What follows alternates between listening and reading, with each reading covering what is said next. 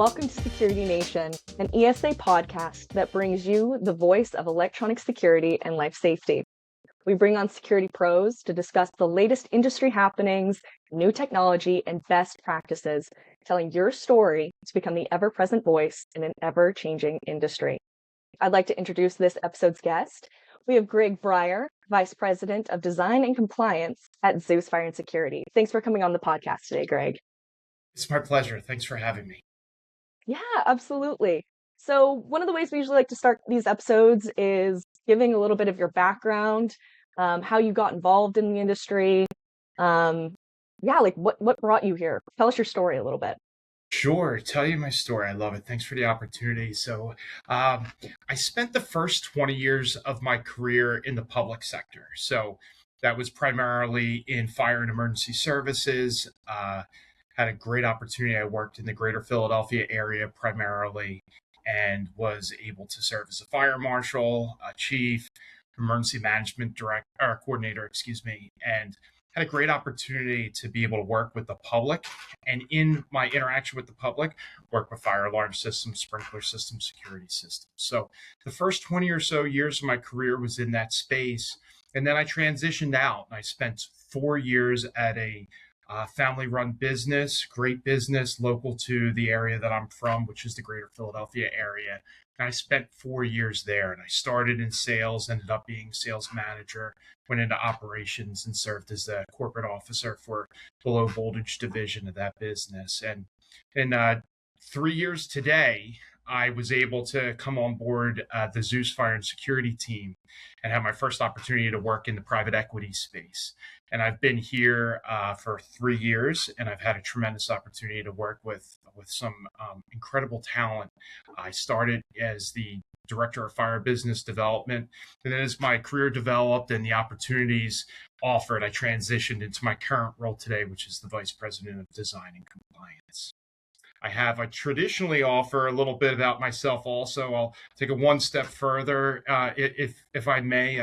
I have a wife, I have 3 children, I have 3 dogs, and I talk for those of my friends that are in the fire space. There's a fire triangle. That's what you need to start a fire: fuel, heat, and oxygen. So Greg's triangle is the 3 F's. I'm all about family, fire, life safety, and security. And then the third component is food. And then the last is a tetrahedron. What keeps a fire going is a continuous chemical chain reaction. And what keeps me going is my phonetic F, and that's Philadelphia sports. So many will love that. Some may not so much. But some may hate that. Yes, ma'am. That's awesome. That's kind of a fun game to think of. Like, okay, what are all the components that make my archetype? I love that. That's fun. Yeah. So thank you for sharing. I really appreciate having a little bit more of your background and everything and sharing that with our listeners. As you know, having you on today, one of the topics that I really wanted to hit was the workforce shortage, the workforce challenges, maybe specifically the technician shortage and what integrators can do to face these challenges. So your perspective as an integrator, and then also some initiatives that you've helped ESA do to kind of combat these different things. So I guess my first question would be, with the technician shortage continuing to be one of the biggest challenges facing our industry, from your perspective, what impact is this happening on the integrator side? Yeah, it's a great question. And I appreciate you asking it, because it is what I consider to be our number one challenge, right? We're in the people business.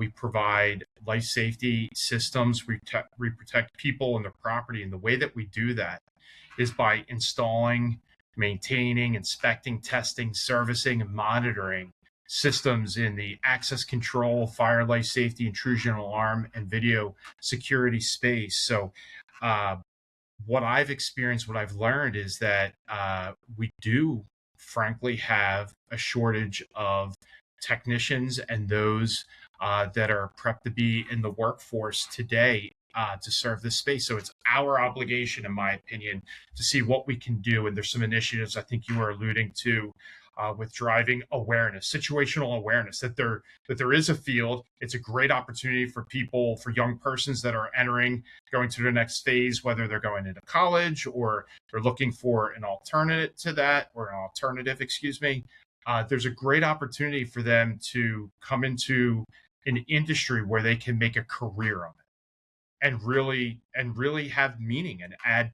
value and purpose. Hmm.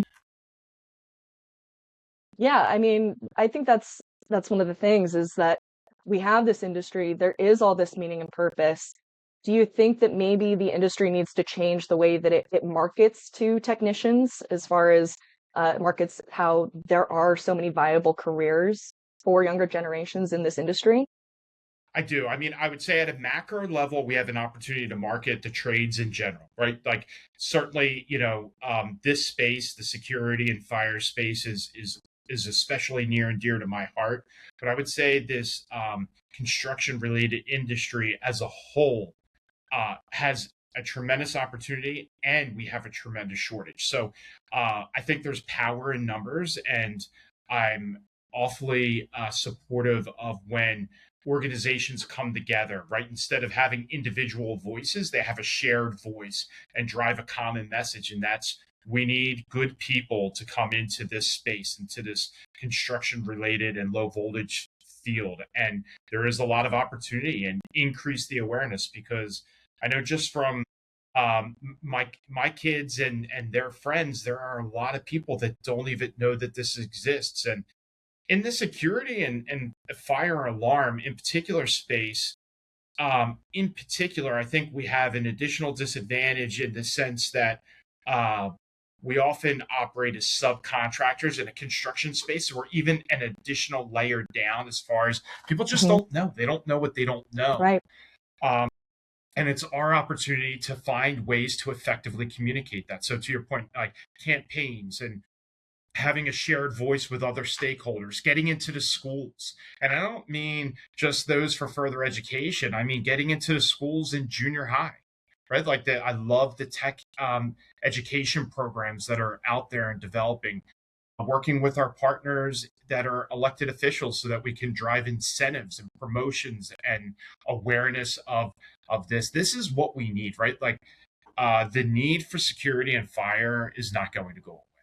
So it's our responsibility to find ways that we can communicate the message. And then, if I could, I'll stay on it real quick. One of the items that I've seen in the past, and I certainly appreciate it, right? Like as a operator, we may want to hire skilled and experienced persons. That makes sense, right? You can plug and play, get them in, get them on the road, and that makes sense. But to your point with being real and identifying and acknowledging that we have this shortfall, we have an opportunity to bring in people, in my opinion, that have the soft skills that fit your business needs and teach them and train them. Partner with organizations like ESA, leverage those tools so that way you can take someone that has the soft skills and mold them into the type of technician that will add value to your business and to the customers that you serve. Yeah, so if I'm kind of hearing you correctly, maybe we need to think a little bit differently when we are posting different jobs for technicians, being a little bit more open-minded to finding people who don't have industry direct experience, but maybe have the soft skills, the right qualities, and then having the training and the programs in-house or something to where you can build the other skills. Is that kind of what you're saying? Kind of being It open to is. people who don't have, 5+ years experience. They don't have the certifications yet, but they have the qualities. They do. I think you said it more concisely and articulated it better than I did. But you hit the nail spot on, right? Like that's the message that I have. I mean, listen, I'm not trying to take anything away from those that have been in the field, that have experience and come that are qualified, certified, and trained. I'm not minimizing the value that they have, or I'm not intending to. But my point is that pool of people doesn't support the industry need and demand. And if we keep trying to draw from that same pool that's already not large enough, we're not going to meet the needs as an industry as a whole. So let's recognize that and let's focus, I think, on those soft skills and training and developing individuals, whether they're whether this is their first or they're transitioning in their career, so that they have an opportunity to learn and develop, and we give that to them. So for those owners or hiring managers or people who are in charge of recruiting new technicians, which, the recruitment is only part of that challenge, once they bring them on, what kind of what kind of questions or processes should they be thinking as far as creating kind of a structured plan to train and develop these newer technicians? How should they go about planning that out? And what kind of Yeah, resources do they have? yeah, I think, you hit again the nail on the head. What do they say? Failing to plan is planning to fail, or Yeah, maybe as a Benjamin plan to Franklin fail. said that, right? Yeah, And It's really important. So we have there's remarkable talent acquisition teams within our company, other companies, competitors out there as a whole, which is great. Just to be very clear, like competition's good. That's healthy, right? What I love to see is when the bar is being raised across the industry, right? From my friends that are working in different businesses to those that are working within the same Zeus organization that I'm a yeah, part like of, a right? So rising tide lifts all yeah, ships kind of idea. 100%, 100%. So, in that, like ensuring that we have a plan, it's great. To your point, if we hire, even though I'm suggesting that it makes a lot of sense to hire someone that has the soft skills and consider maybe someone that doesn't have as much experience as some businesses may have desired or targeted previously, you can't just do that without a plan. How, right? Right. Because at the end of the day, these are skilled positions. So You're installing systems that people's lives could potentially depend on. So it's nothing casual. Like they have to yeah, be trained properly. 100%, right? Like we're protecting people, we're protecting Hmm. properties, right? So we need to ensure that we have a plan. So to your point, I'm really like I'm huge on communication and within businesses that we have alignment on what the priority or priorities are, right? So if we're going to be in a mode that we're going to hire or source a certain type of individual, let's ensure that we have a training program in place, that we have career development in place, that we're very clear on what a job description is, right? So we're clear on what the expectations are. We show growth opportunity. There's being clear in what the expectations are and how we can support ultimately the new hires, because I think you talked very well about recruiting and inferred that there's another piece as big, if not bigger, and that's the retention, right? So we have the recruitment of talent, but how are we retaining talent? And one of the things that I think is just so remarkable about our industry here, the more that I work with technicians and this workforce in general, is they want to learn, they want to train, they want to improve. They want to get knowledge. They want to understand this new system or this new pillar of business. They want that. And I don't frankly see that in all businesses, but I see it in our industry, and that's remarkable. So let's give it to them. Let's be clear in what we're expecting and show a roadmap of how they can develop. But to your point, it all starts with having a sound plan that works for the respective or particular business. And one place that my mind goes as we're discussing building these plans and programs and investing in training. Um, there's a cost associated to that. There's a cost associated with just the time alone to develop these things, and then actually investing in the training and resources themselves. So, what would you say to the different leaders? How can they frame it in their minds as a return on investment? Yeah, great, great. Like understanding the ROI or the return on investment is critical to earning their buy-in to drive Hmm. the plan that or the strategy that's being developed. And listen, I'm not naive, right? So we can and I do will say and will mean that we can't afford not to train our talent. I'll say that and I mean it, frankly. We cannot afford, and I don't mean we as in Zeus alone. I mean we as in the industry. We cannot afford to not take the time to properly train and equip the labor force to be skilled and execute the way that we need our security and fire alarm systems to be installed. That said, to your point, right? Like we have to do it very intentionally and with some consideration, and there's a cost associated with obtaining training, but it's a multifaceted way that you can look at it, right? Like there's a cost to paying for training, then we take someone out of the field And then there's when they're out of the field, there are customers that they're not serving at that time, which means we don't have revenue coming in. Like all those things are real. Like, and when we have small businesses in particular, I don't want to imply that it's like easy. You can just snap your fingers and say, everybody come in for training today, and we're going to be out of the, and everybody's going to be out of Out the, of office, yeah, out right. of the Like, field. Yeah. because that's not going to support a continuity of business or operations.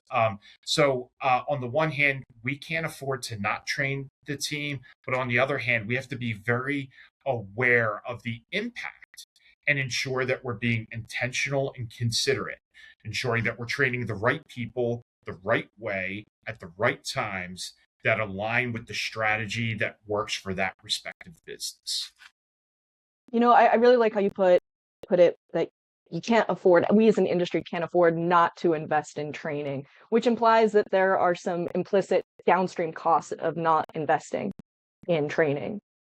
Maybe you can elaborate on that a little bit. Like, what do you foresee if we as an industry don't make a push in really investing in this? What happens? What are some of the Yeah, costs?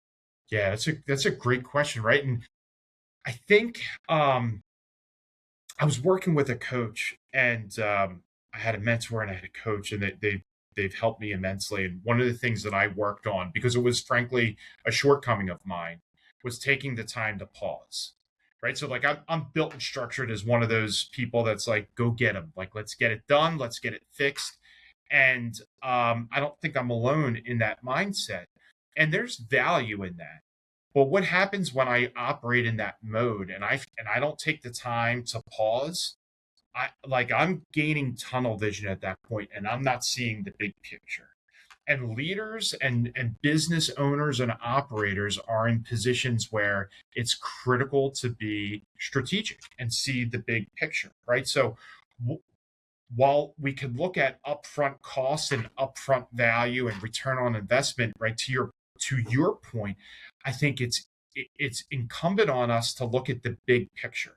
So when we send, if we send, which we wouldn't, but if a business were to send untrained persons out in the field or persons that don't have the training that's needed, well, what happens? We put in systems wrong, right? There's mistakes. What happens with that? Then we don't protect the people of the property that the Right. clients and that the customer and that the public as a whole not only needs but that they expect.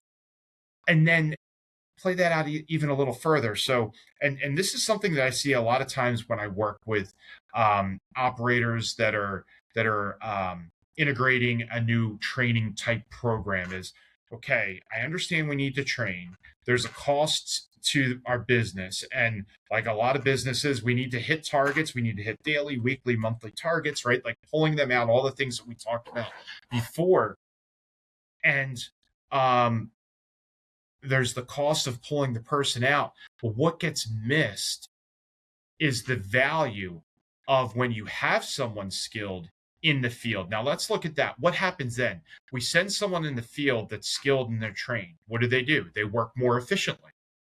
We look at things like utilization. All of a sudden now, if we measure their utilization, which mature businesses, I encourage them to do, now all of a sudden we have in the service space an additional truck roll Yep. each Less. day, right? Like Yeah. even if you just have one a week, what kind of value does that add to your business? So we could look at it in a small sense, meaning if we install a system wrong, it obviously has consequences, and then there's costs because we have to send people back, they have to fix it. There's labor, there's materials. We lose the confidence of the customer. There's the obvious worst case scenario. We have a property that's not properly protected, all those things. But if we look at it in the other perspective, we say, okay, well, what happens when we properly train? What are the value adds? What are the benefits? What are the ROIs? Well, now all of a sudden, like how many truck rolls did your business have last month? Now we increase the training. What are the truck rolls going to be in 3 months from now? What about 6 months? What kind of value does that add? And I promise you, when you have a well thought out strategy that you implement in your business, ultimately it's going to add financial value to the business as well. Yeah, it'll literally impact your bottom line. And then beyond your bottom line, I mean, you'll probably decrease the amount of potential false dispatches, which affect the legislative impact of our industry, which affects everyone. And so it really does, it has a ripple effect that it's kind of hard to measure. Yeah, I mean, it's a great topic like that. That affects, and I'll put my old hat on. Not only does it affect our business, not only does it affect our customer, but when we're rolling police, fire, EMS unnecessarily, we're taking Yeah. resources away from other true emergencies. There's a cost to those organizations, which in turn there's a cost to the public. So like there's a big picture to be considered here where there I think to your point, there's tremendous value when we do the right thing, not just because it's the right thing to do, but because we understand the benefit to the public as a whole compared to if we're not doing the right thing, the consequences that you can experience. Absolutely. Absolutely. You know, this kind of ties back to, so I don't know if our listeners are aware, but ESA recently launched a redesigned certified alarm technician level one certification, which you were one of the subject matter experts on. Um, why was it so important for ESA to modernize this program? Um, and maybe you can give us a little bit of background of your experience in being one of the experts that worked on this certification. Yeah, so I appreciate you bringing that up. That was a great initiative that ESA took on the CAT Level 1 certification and the redesign. A couple points I want to be very clear on is there was a solid foundation that had been previously established by others, right? There was an exceptional program to build off of. Second is I had the privilege of working on this, but second is there was a number of individuals, a number of persons that came to the table that added their knowledge, their experience, and weighed in. And it's truly an example of how we're better when we're together and bringing those resources and the talent together to focus on a common goal. So ultimately, my point is like this was truly a team effort, and I had the privilege of being a small part of that. So why change is the only guarantee in life. In my opinion, that's how I look Hmm. at it. And as much as it may be difficult for me at times, that's when I'm growing. And what I found is, especially in the training and the education piece, technology is changing. Best practices are changing. We learn, right? We we learn through lessons learned. Best practice. So, one of the things that's always been important to me is, and it relates to safety, and it relates to the industry as a whole, is being hyper focused on watching for complacency types of indicators, right? Am I happy with how it is? Do we have a program and it works, so we're going to keep doing it because that's the way that we always did it, and so forth, right? The reality of it is things change. We learn over time. We get smarter. We get better as an industry.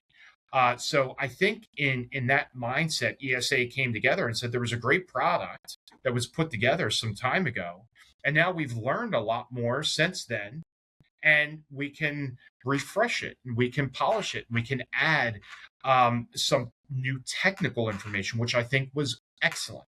But but it was more than just adding the additional technical information to it, right? So what I saw was when we mentioned a refresh, people learn differently, and I think it was an exceptional approach by the ESA team to look at how people learn and incorporate that into the program that we're offering, right? Like, so there were scenario based learning examples. There were some different knowledge checks and real world applications, and the way that it looked and the way that it felt was new, it was current, it was real, it was fresh, and it really captured, I think, differing audiences that learn and operate different ways. So that's a long way to say the outcome that I appreciate most is not only did we, as a team, come together and include new and modern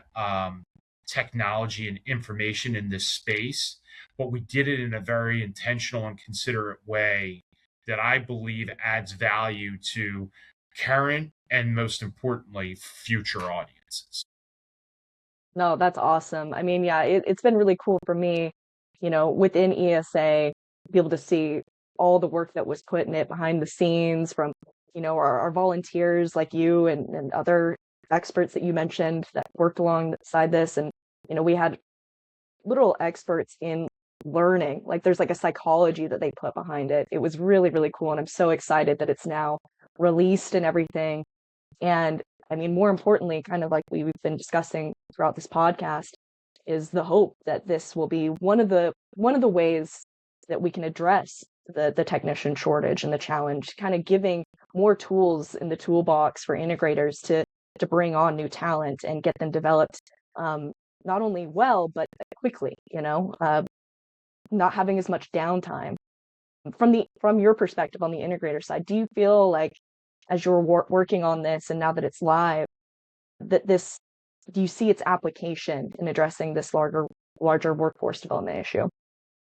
Yeah, 100%. You caught me, Hannah, with a term also with hope, right? And that's what a like good leaders, one of the attributes of a good leader, in my opinion, is one that instills hope on the within their team, right? And uh, in providing this tool, it gives. We talked about how has a tremendously this industry has a workforce who has an interest in learning and training, which is remarkable. Having this as a tool gives the team hope. Like they're hearing us, they're listening. There is something out there. There's something that we can do.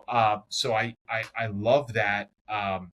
And from my perspective, I think if I understood your question correctly, like how will this help us build, right? Like we talked about a strategy. This gives us Mm-hmm. an opportunity to, not every business has the staffing in-house. Most frankly don't, to do in-house training, or at least to this level and degree. So here's a way that we can provide the hope and the tool that's needed to our team, but that we can continue with business continuity. Maybe we have those that are more senior that are staying out in the field, right? And it plays a part. It's not one and done. I'm not a one and done type of person, right? This is the next step. This is the solid foundation that we can build and develop a core of technicians in this industry, and raise that bar and that tide that you were talking about earlier. Yeah, and in addition to that, like it's literally giving you credibility because it's a credentialed certification, and that's another piece to it too. Like you may have an excellent in-house training program, but having something that's like, okay, this has been approved, it's been vetted, it's a NICET equivalent in multiple states, and Yeah. it adds that extra layer of, okay, they've gone through the process to really hone in and go to another level and progress from there. It's the level one. There's more beyond that, as you know.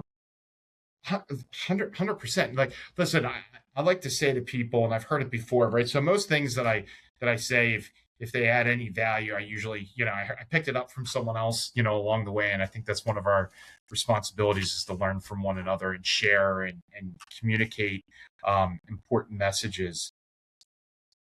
Not having the certification doesn't necessarily mean anything, right? Like somebody could not have the certification and they could be exceptionally qualified and exceptionally skilled and good at what they do. Mm-hmm. That's true. Yep. However, having that certification, having that independent validation, let's talk about the value that adds. That adds value to the business. That adds value to the customer. That adds value to the employee that that like we're in the people business, right? We're Hmm. investing, or we should be investing in this talent that adds value to them as well as the business. So it's a win-win. And I think it's a really good point that you bring up. Not having certification, it's not a negative, but having it certainly is a positive. And it's something that I believe personally very much is a positive that we need to promote and celebrate. Awesome, awesome. No, thank you for sharing that. Checking here, it looks like we're already about at time, and so I really appreciated you taking the time and discussing these really important issues that our industry faces.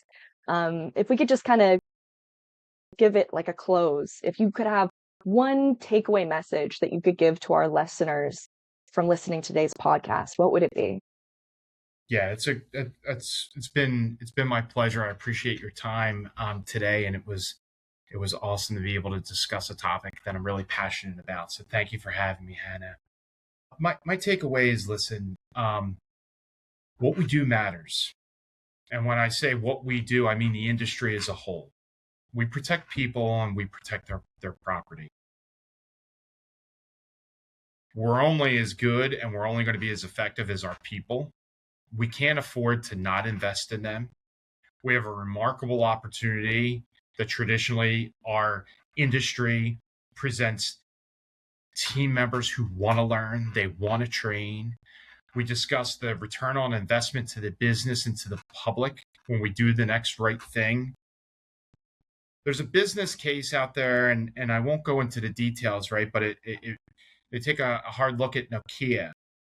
And, you know, my message is, we're in the technology space. Things are constantly changing. The technology is changing. How we can provide tools to our teams are changing. Let's not become complacent. Let's not be stagnant. Let's not make ourselves, our businesses irrelevant. Let's be the people, let's be the team that raise the bar, become proactive, and keep driving forward towards success, because that's what the public and the people deserve. And I really appreciate the time that you afforded me to talk to you today. Well, thank you, Greg. That was really well said. Like you said, there's a way that this applies to the individual, the technician, their career opportunity, a way that they can build a career, develop a life that, they find fulfilling and meaningful. And that, expands to the security business, that expands to people that we serve and then the nation, the industry as a whole. And so really we got to look at this. How can we give the individual all the tools that they need so that expands for the betterment of all of us? So thank you, Greg, for your time, sharing your perspective. We really appreciate it. And also thank you, listeners who tuned in. This stuff matters, and make sure that you subscribe if you're not. We're on all podcasting platforms. We have our full video versions of our podcast available on YouTube. And also, if you're curious about ESA membership, our national training school, where our CAT Level 1 training is available, feel free to visit our website at esaweb.org. Take some time to schedule a discovery call with our membership team. You'll be happy you did. They'd be happy to serve you. Have a great day, security pros. Thank you.